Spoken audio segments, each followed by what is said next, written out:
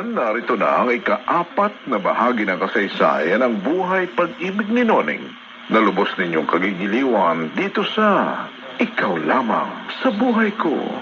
Love Story. Where do I start? Oh, pwede. Heto, hindi ba pangalan ni Don Augusto to? Oo nga. Deto. Sa ilalim ng kanyang pangalan, ang address ng kanyang opisina at ang teatrong madalas silang pagtanghalan kapag nasa Maynila ang produksyon.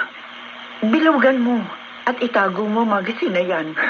Luluwas ka agad tayo sa Maynila para hanapin ang lugar na ito. Basta, paano yung bukid? Matagal pa naman ang aniyan. May mga kamag-anak akong pwede kong ipagbilin ang palay.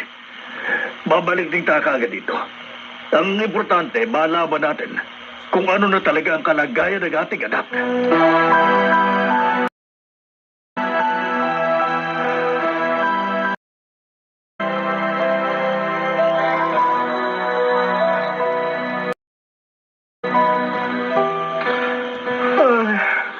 Naantok pa ako Madaling araw na tapos ang huling show natin. Ay, Bibit. Gising na. Ay, umaga na ba? Ano bang umaga? Tanghali na yata, no? Ayun, mataas na ang sikat ng araw. Wala akong katabi. Hindi natulog dito si Noneng? Nagtataka ka pa. Siguradong hindi na naman yung pinakawala ni Don Augusto. Bibet! Chechi! Gising na ba kayo? Sinoning to? Ako na magbubukas ang pinto. Oh, ang aga-aga. Bit-bit mo na naman yung baby mo. Ngayon ko lang siya nahawakan. Magdamag akong ikinulong sa kwarto ni Don Augusto. Ang tagapag-alaga niya nagpatulog kay baby. Pwede bang dito muna kami habang tulog pa si Don Augusto? Oo naman. Sige, halika, pasok ka. Kagigising nga lang namin ni Josie eh. Nani? Kanina ka pa ba gising? Hindi naman ako nakatulog eh. Ha? Hindi ka pa rin ba nasasanay? Hindi ito ang buhay na ginusto ko. Kaya hindi ako masanay sa abnormal naming sitwasyon. Ay, Nani. Akala ko pa naman. Okay ka na. Papakabait lang ako. Nagiging masunurin kay Don Augusto. Dahil gusto kong maniwala siyang natanggap ko ng lahat. At pagkatapos, tatakas ka na naman. Naku naman, kalimutan mo na nga yung kalokohan mo. Mayaman si Don Augusto at hanggat gusto ka niya, hindi mo siya matatakasan kahit saan ka magtago.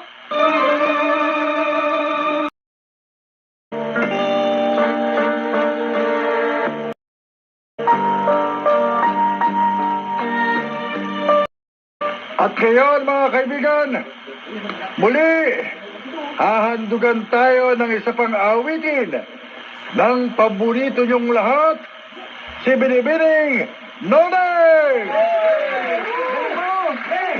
Noneng, mawit ka na. Ano hintay mo dyan? Don Augusto, parang nanghihina ako. Anong nakihihina? Naghihintay yung mga tao. Tagal naman, no? No! Saan mo na? Sa kabukiran, laging may lambingan. Don Augusto. Hoy! Ano nangyari? Noneng! Ibaba ang dilon! Ibaba ang dilon! Noneng! Noneng!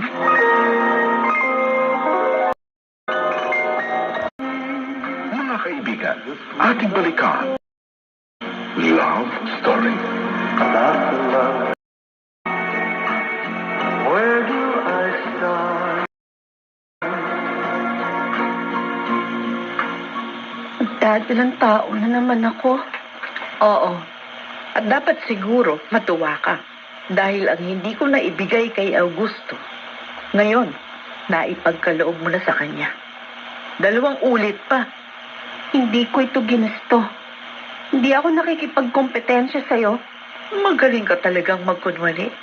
Masusundan ba yung una kung hindi mo ginusto? Talagang hindi, Ma'am Hilda. Kaya sana kalimutan mo na ang galit mo sa akin. Hindi ko kailanman pinangarap na agawin si Don Augusto sa'yo. Pero ginawa mo na. At dahil dyan, patuloy ko rin gagawing impyerno ang pakikitungo ko sa'yo. Noneng! Noneng! Oh, At totoo bang sinabi ng doktor? Nagdata ng tao kang muli. Don Augusto. Maiwan ko na kayong dalawa. Ihahanda ko pa yung mga costume para sa show bukas. Anong ginagawa dito ni Hilda? Bakit ka nag-uusap? Oo, wala. Wala. Tinatanong lang niya ang kailangan kong terno. Mabuti naman. Noneng, masaya ako. Masusundan ang ating anak. Hindi ka ba nakukonsensya? May sarili kang pamilyang naghihintay ng atensyong ibinibigay mo sa akin. Bakit hindi ka umuwi sa kanila? Bakit natin pag-uusapan yun? Tumatanggap sila ng perang kailangan nila buwan-buwan. Ikaw ang mahal ko, Noneng. Kaya ikaw ang gusto kong makapiling sa bawat sandali. Don Augusto. At higit akong natutuwa dahil naging masunurin ka sa akin. Ayokong isipin mo pang tungkol sa tunay kong pamilya. Ang nagtatali sa akin sa kanila ay isang kapirasong papel lamang. Samantalang ikaw, Noneng, ikaw ang laman ng puso ko at isipan.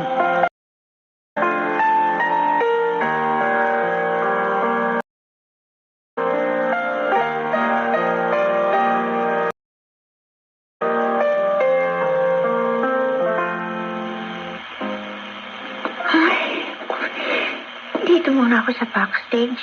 Mamaya ulit utas, number namin ni nag-cheap. Bebe, hey! Ay, mabuti kalabaw si Wilson. Why? Why pa? It took me a long time before I found this place. And I'm glad Noneng is performing again. Ay, Wilson, why did you show up here? Kasi bawal ka makita ni Noneng. Why not? I want to know what happened to Noneng. She got discovered. I mean, Don Augusto discovered her attempt to escape. Look, Wilson, I think you should forget about Noneng. Why? She's the best thing that ever happened in my life. But Mr. Augusto owns her. Something bad will happen to her if you will not stop bothering her. She doesn't love him. She told me so. Even then, she can't see you. Why not? What really happened, Bibe? She's now Don Augusto's wife. She's always guarded by his men. So there's no way you can see her or meet her. Oh, if I write her a letter, will you promise to give it to her? Say you will, Bibe. You're my only hope.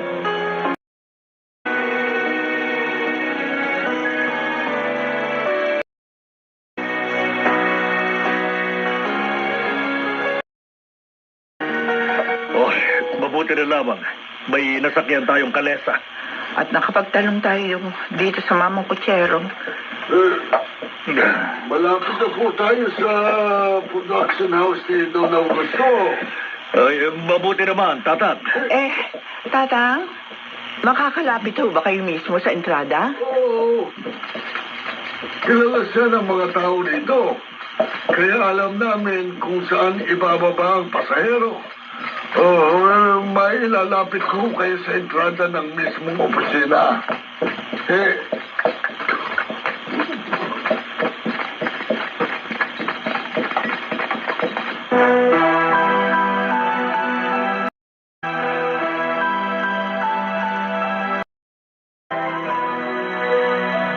Anong ibig sabihin ng lahat ng ito?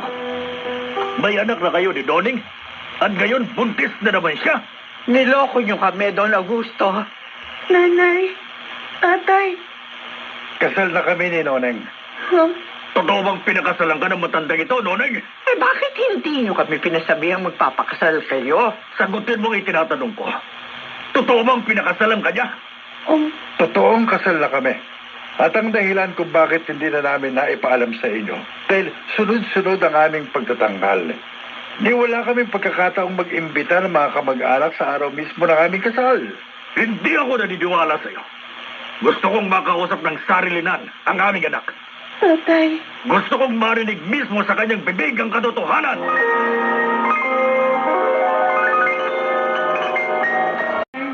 Mga kaibigan, love story. Where do I start? Dalawang taong gulang na ang panganay nyo. Hindi namin alamang mag-asawa na pala kayo ni Don Augusto. 16 ka lamang nang kuning kanya sa aming piling anak. At ngayon nagdadalang tao ka na naman. Noneng, ano ba talaga ang nangyari? Ha? talaga pong pinakasalan niya ako, tatay. Pero bakit nga hindi niyo pinalam sa amin? Anak, Katulad po ng paliwanag niya, maraming pagtatanghal ang sunod na naganap. Maswerte po kayo't natagpuan niyo kami ngayon dito sa opisina. Kagagaling lang po namin sa Ilocos Sur. Noneng, anak, bata ka pa. Nening-neni ka pa. Hindi mo pa alam ang totoong kahulugan ng pag-ibig. Tama ka, Itay.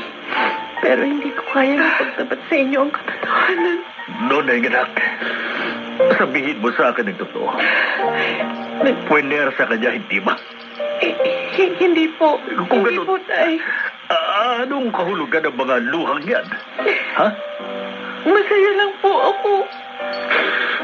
Masaya ako na nagkita tayo muli. 2 taon ko na kayong hindi nakikita eh. Tay, Nay, mahal na mahal ko po kayo. At mahal na mahal ka rin namin.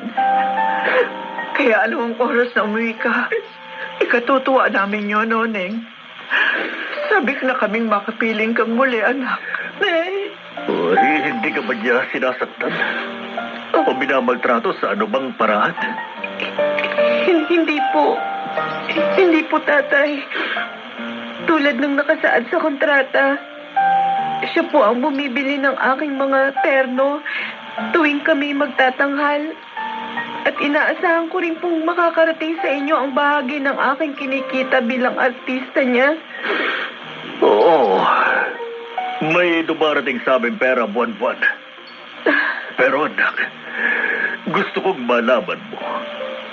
Handa ka naming piliin kapalit ng lahat ng perang dumarating sa amin. Kung hindi ka masaya rito, ngayon mismo, isasama ka namin papauwi sa probinsya. Tatay, Totoo ang sinasabi ko, Noneng. Higit kang mahalaga sa amin kaysa sa anumang kayamanan sa mundong ito. Kaya kung nanaisin mong sumama sa aming pauwi, isasama ka namin. Pati na ang aming apo.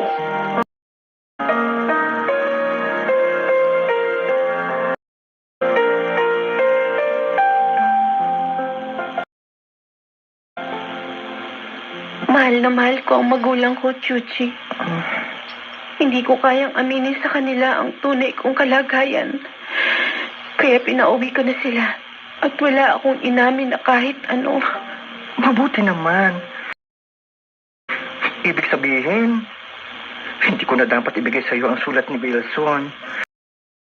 Kasi mukhang natanggap mo na ang kalagayan mo, Day. May sulat si Wilson? Sinusundan pa rin niya ako hanggang ngayon? Oo.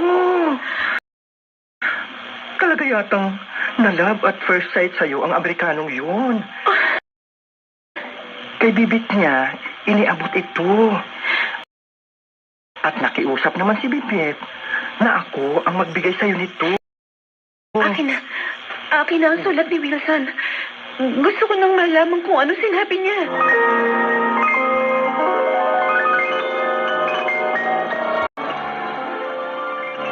Sa gitna ng nararanasang kaguluhan sa buhay, Wilson ang paulit-ulit na nagbigay pag-asa kay Noneng.